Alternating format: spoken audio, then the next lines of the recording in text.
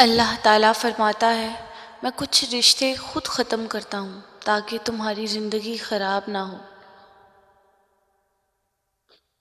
مطلب تک شہد ورنہ زہر ہیں لوگ۔ آج کل وجہ بتا کر نہیں وجہ بنا کر چھوڑا جاتا ہے۔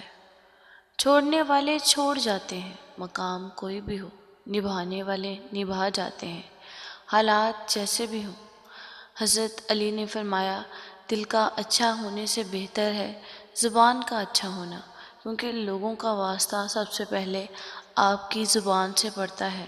دل تک تو کچھ ہی لوگ پہنچتے ہیں۔ مسکرانے سے شروع اور رلانے پہ ختم، یہ ایک ظلم ہے جسے لوگ محبت کہتے ہیں۔ تماشا دیکھنے کا مزہ تب آتا ہے جب ماحول اپنے خلاف ہو اور اپنے کسی اور کے ساتھ ہو۔ دل کا زخم کبھی دکھایا نہیں جاتا، غم کا قصہ کبھی سنایا نہیں جاتا۔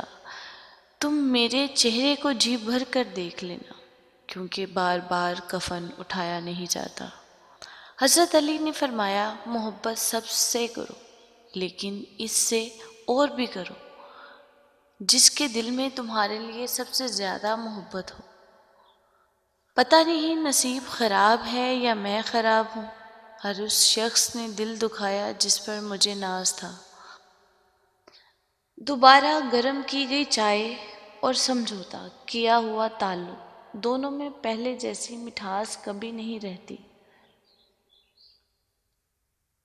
حضرت علی نے فرمایا ہمیشہ اخلاق سے بات کرو، کیونکہ انسان پر سب سے زیادہ مصیبتیں اس کی زبان کی وجہ سے آتی ہیں۔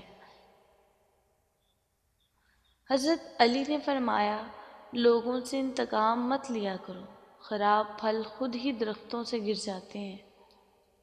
لوگوں کے محل دیکھ کر خود کو غریب نہ سمجھو، کیونکہ کمائی چھوٹی یا بڑی ہو سکتی ہے، مگر گھر میں روٹی کا سائز اور قبرستان میں ہر قبر کا سائز ایک ہی جیسا ہوتا ہے۔